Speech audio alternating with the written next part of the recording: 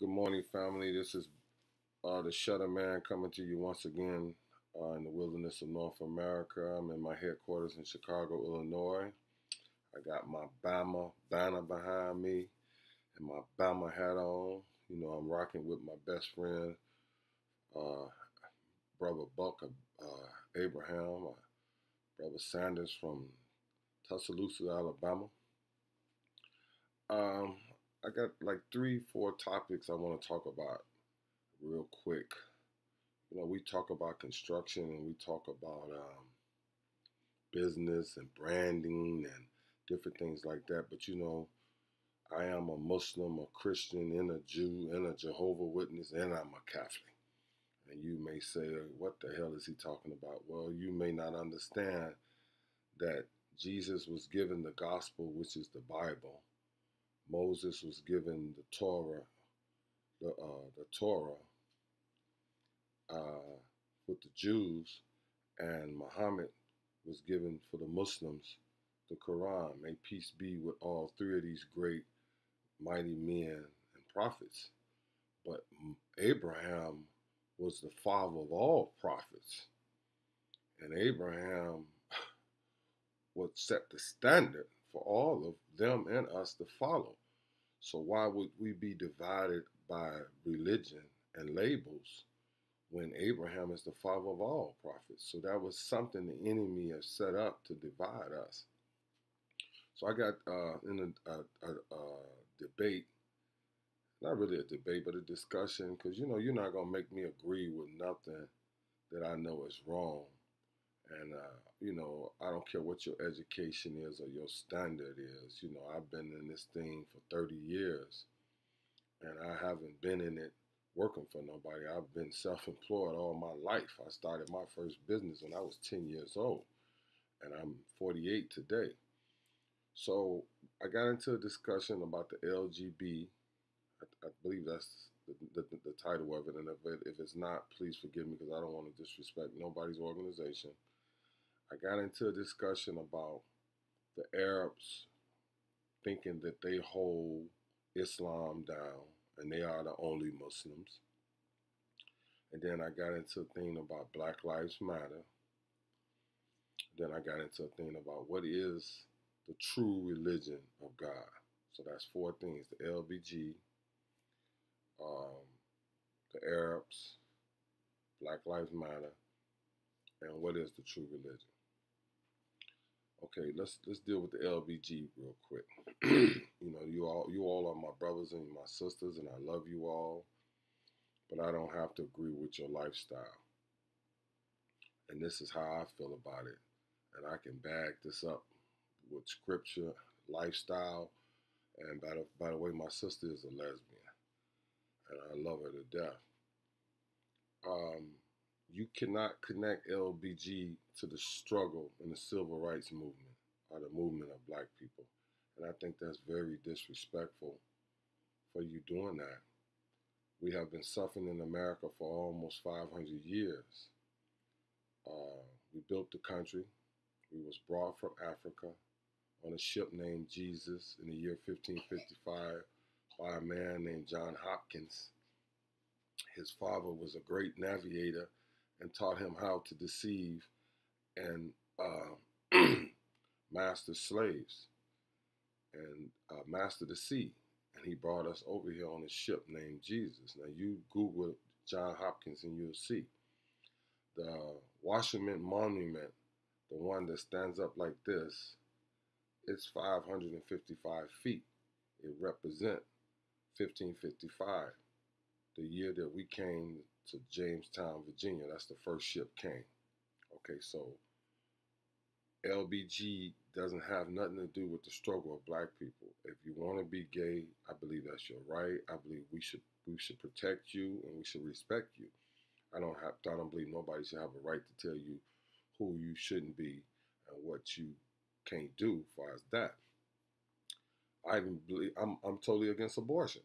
Totally against it. But I believe a woman got a right to do what she want to do with her body. And if that's what she want to do, that's her privilege. But this is the problem I have with it. Whatever we do as adults, children will follow us. And there's no way in the world that we should have little children, 9, 10, 13, 15 years old, want to be gay at this point in time. Okay, so I don't believe LBG should be connected with the struggle, the black struggle, and we're not going to allow that to happen. But we love you, and we wish you the best in your struggle. That's a separate struggle. That's a personal struggle. That's from your navel down. You're living from your navel down. That's an appetite. That's a decision that you have to make if you want to be that or not. You're not born gay. But two of the things can happen. Your mother could have wanted a boy and she had a girl. I could have wanted a girl and she had a boy, because whatever a mother eats when she's pregnant, it goes into the thought and into the baby. Whatever the mother thinks goes down into the processing of developing a baby. Or you could have been molested as a child. So that's as far as I'm gonna go with that. And if you want to wrangle with that, you can hit me, leave me some information, and I'll definitely get back in contact with you. But peace to that part. Second thing I'm dealing with is the Arabs in America. Arabs feel, well, they're very arrogant, and they feel that they hold the seat of bringing Islam to black people. That's not true. Arabs don't hold Islam, a Muslim. Allah is and was a Muslim before there was an Arab on the planet Earth. It was Islam. That's the nature of Allah, God. Secondly, Prophet Muhammad, may peace be with him, and we always will love the Prophet. He was brought to the Arabs because the Arabs was in the worse condition than any people on the planet of the earth. And if you go back and do the research of Arabs was burying their daughters, their baby daughters alive because they wanted sons.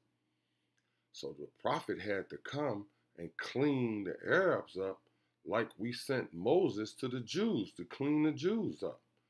So now here Arabs say, oh, you should be glad we brought you, we're giving you our religion. No Arab holds the seat of religion. No. Islam in the United States of America wouldn't even have a glimpse of authority in the eye of anyone if it wasn't for Master Farad Muhammad raising up the Honorable Elijah Muhammad and giving us the Honorable Louis Farrakhan today. Islam wouldn't even be a thought in America today. And you really just do your research and you will really know it for true. And then another thing about the Arab men, because they keep their women from us. I went into a grocery store on Harlem, and the Arab women are wrapped so nice and they're so clean and they look so beautiful and smelling so good. And I walked with my shopping cart through the grocery store, and I'm looking at the Arab men, I'm looking at the Arab women, and I'm looking at them. And then like three, four Arab guys was talking. And I'm looking, I said, wow. I said, it's so wonderful how you treat your wives and your sisters and your daughters and your mothers across Harlem. I said, well, why you don't have the respect for the black woman across Western where you own your stores? Why do you call yourself a Muslim and you follow the Prophet and you selling us pork, you selling us liquor, and you sleeping with our women in your stores on the south side of Chicago, the west side of Chicago, in the suburbs of Chicago, and you selling loose cigarettes on the south side of Chicago, but you sell packed cigarettes if they allow you to have a store because you want to live next to white folks. If they allow you or give you permission to have a store, you're not selling loose cigarettes around white folks. You're selling whole packs around them. But around us, you selling us loose cigarettes and feeding us that garbage. You understand what I'm saying? You don't build no masjid or mosque around us. You put your mosque over there on by Harlem. Your mosque ain't for us. You haven't welcomed us into your mosque. You take our money and you run and you go to the suburbs. You bank in the suburbs. The only thing you do with us is sell us pork, liquor, tobacco, and you sleep with our women on the south side. Other than that, you have nothing to do with that. So no, to one of my callers, no, Arabs did not bring us Islam. Then bring us to it to become Muslims. We was given this teaching by Allah God Himself, and we was taught this, and the platform was poor.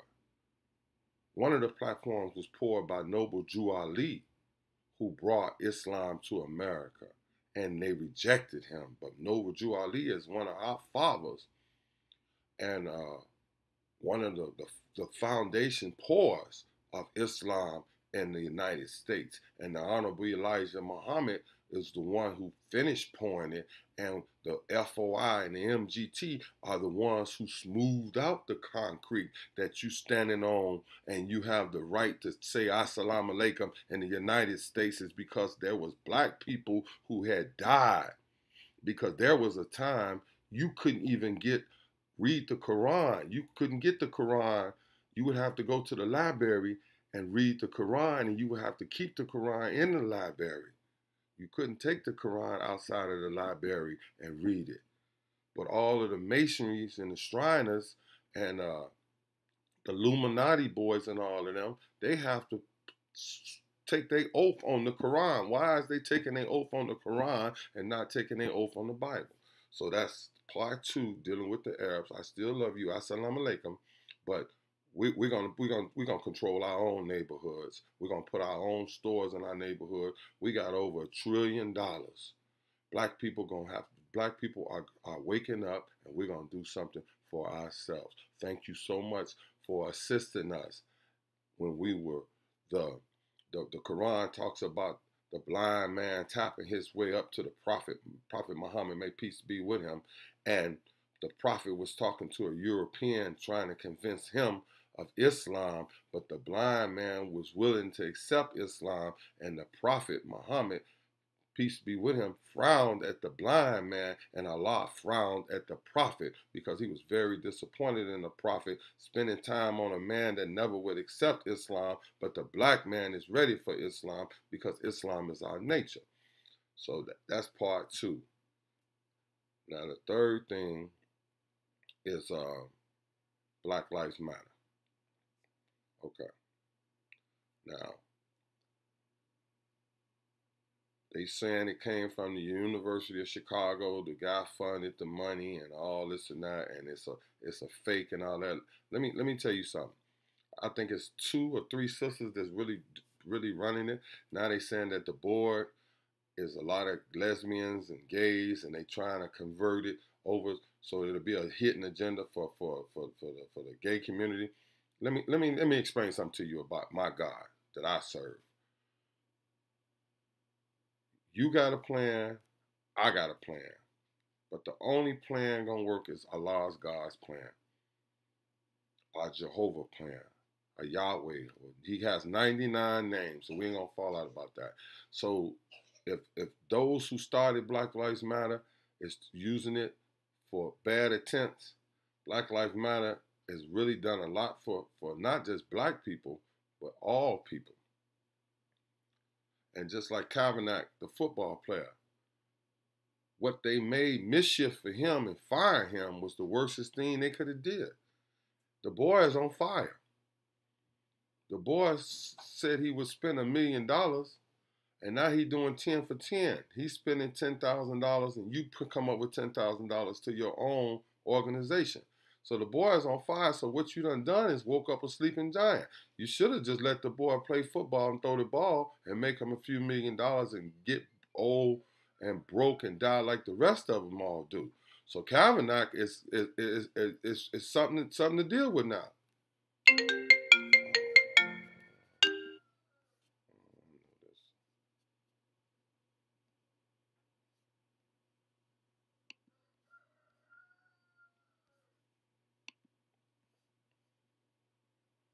So that is so important. So we have to bring these issues to the table, and black people have to make a stand, and we have to stand on principles, and we have to stand on what's right, and uh, we got to live it. We can't talk it. And then the fourth thing is, what is the true religion?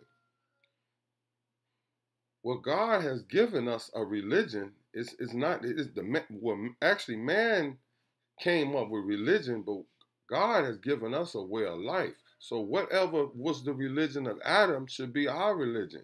Submit your will to do the will of God. That's Islam. That's Christianity. That's Judaism. All of it is combined in one if you really understand it and you won't fall out about it. What is Christianity? Be Christ-like. Crystallize yourself into the oneness of Christ. What is Judaism?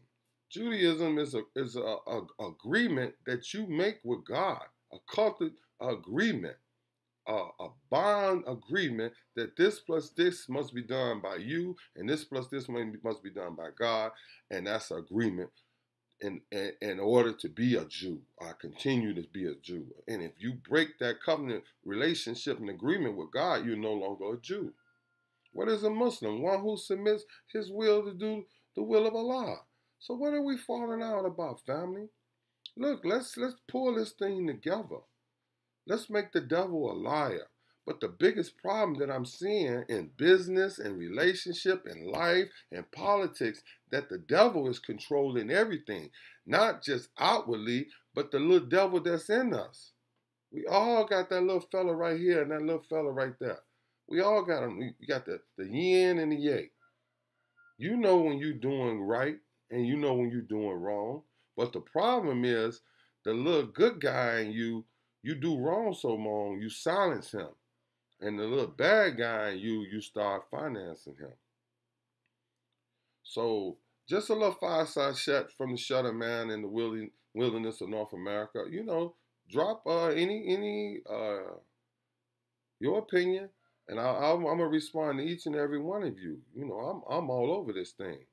I got 48 years of experience in it, and I come from the era of those who you are from Chicago. I come from the era of my people was in Washburn Trade School, and then my people were putting the tables down in Jewtown on Saturdays and Sundays for my uncle and his business partner Ernest. So if you from Chicago and you understand, you remember Washburn Trade School, and then you remember them tables in Jewtown, I used to make them tables, and I used to set up socks. We used to sell socks in Jewtown for my great uncle. So I got history in this city from Mayor Byrne, and remember Harold Washington, and I remember when Ronald Reagan got shot. We sold them bricks for Ronald Reagan and Noriega and Oliver North, all them boys in the 80s. So I got well versed with information and knowledge. So just a little side chat and just giving you some information, and we got to get this thing right before we run out of time. So as I always say, if you don't have any money, you haven't saved any, and I love you more than you hate yourself. Peace.